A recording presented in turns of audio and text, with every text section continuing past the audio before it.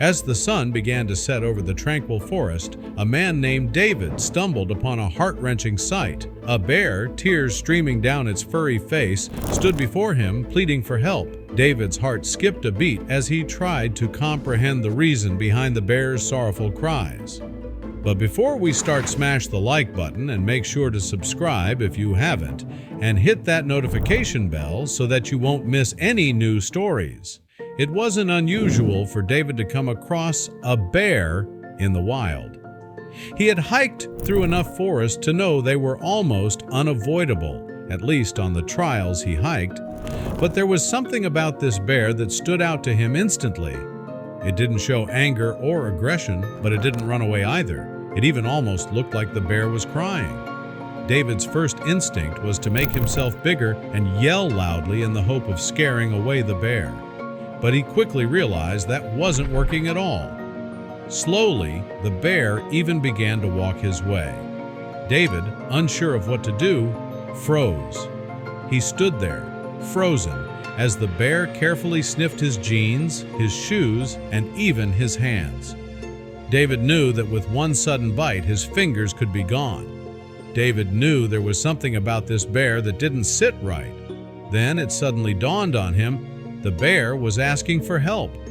When he was done pretending to sniff everything, the bear got down on all fours again and began to walk away. David sighed. Was that all the bear wanted from him?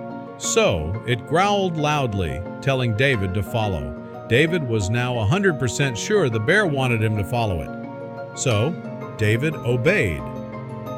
He began to walk toward the bear. And as soon as the bear noticed David was coming its way, it began to walk as well.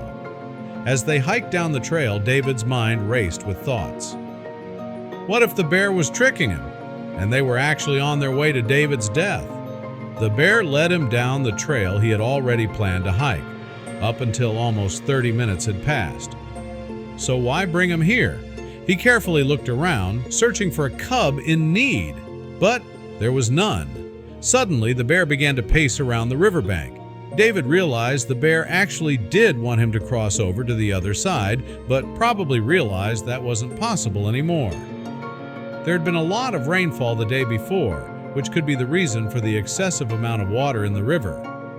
The bear had possibly crossed the river before the water had gotten so high. Suddenly, David heard a sound coming from the other side of the river. He instantly felt like they were very close to whatever the bear needed help with. But how on earth could he cross such a dangerous river?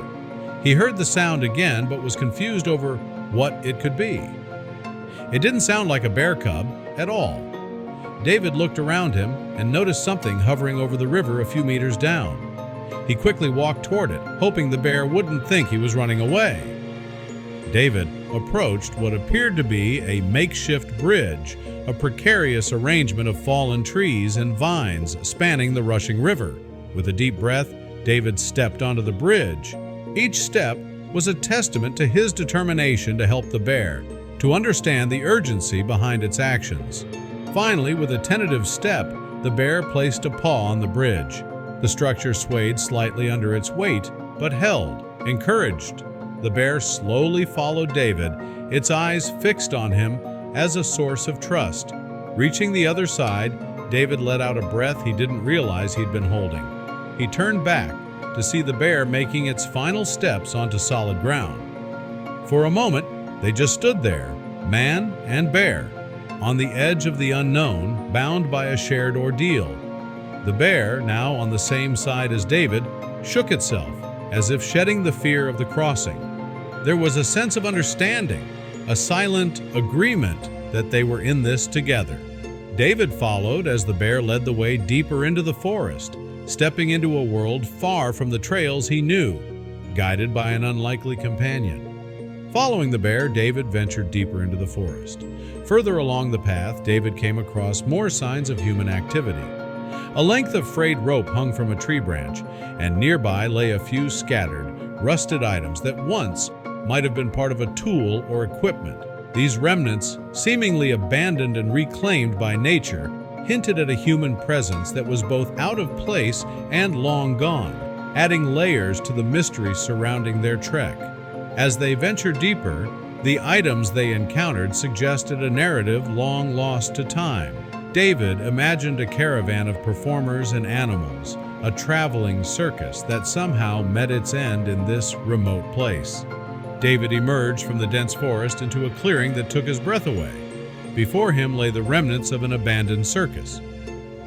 The big top, once a symbol of joy and wonder, was now tattered and fading, its stripes bleached by the elements. As he moved closer, David's eyes were drawn to a series of cages. Inside, he saw animals, some pacing restlessly, others lying still, resigned. Their eyes told stories of neglect and longing. As they wandered through the circus grounds, David noticed the bear's behavior change. Standing amidst the ruins, David felt a sense of profound loss. This circus, once a place of wonder, had been reclaimed by nature and forgotten by the world. The grim reality of the scene before him left David feeling overwhelmed. The animals, clearly mistreated and neglected, stirred a deep sense of sorrow and anger within him. As David observed the bear's behavior, it became evident that the bear had a history with this place. It moved among the cages with a familiarity that spoke of a past life spent here. In a frantic attempt, David pulled out his phone, his fingers trembling as he dialed for help. The signal was weak, barely a flicker of connectivity in this remote part of the forest.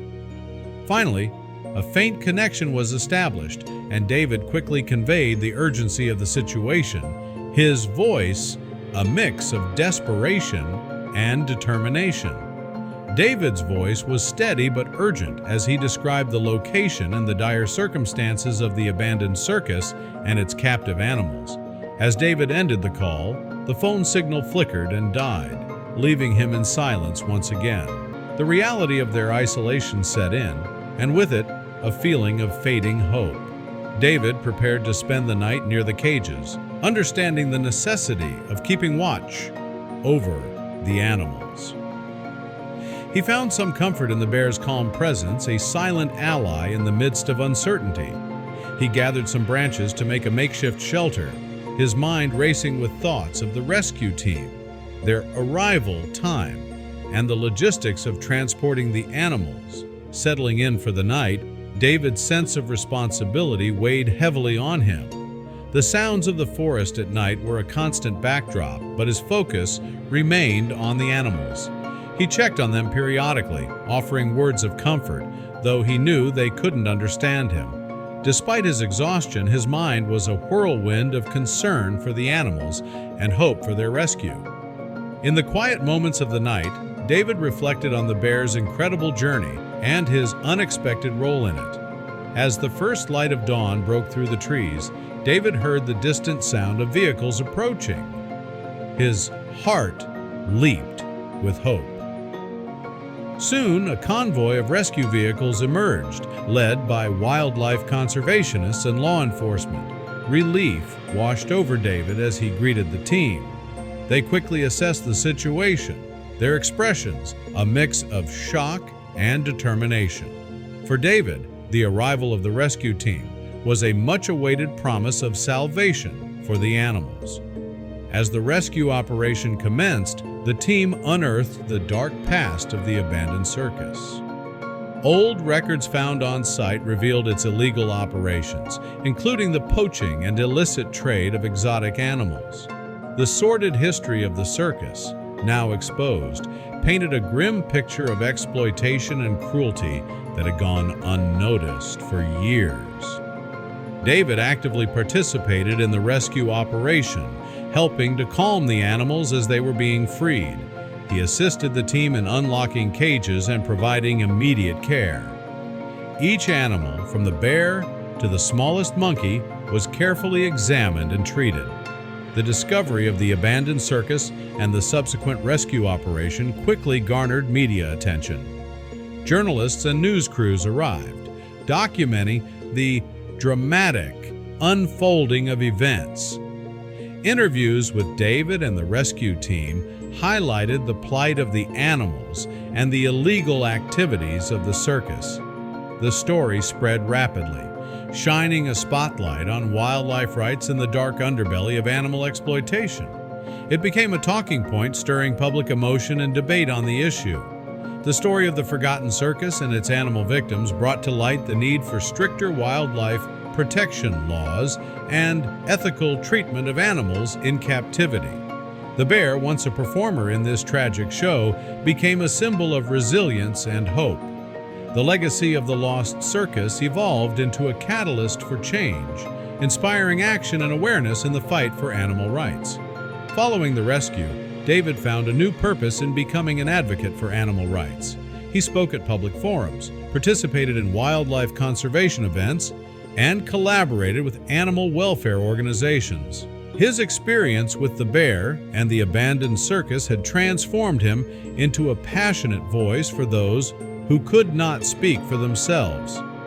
David began sharing his incredible story widely. He gave interviews, wrote articles, and even started a blog detailing his journey from an unsuspecting hiker to an animal rights advocate. His story inspired others to take action, spreading a message of empathy and responsibility towards all living creatures. In quieter moments, David reflected on the profound impact of his adventure. The experience had reshaped his understanding of the natural world and his place within it. He thought about the bear, the bond they had formed, and how it had altered the course of his life.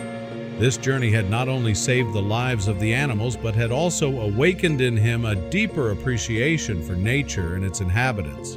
David continued to visit the forest, the place where his life had taken an unexpected turn. These visits were a reminder of his commitment to protecting wildlife and preserving their habitats. He often walked the trails, hoping to catch a glimpse of the bear, now a free resident of the forest. Each visit reinforced his resolve to be a guardian for nature, ensuring that the beauty and sanctity of the wild were respected and preserved.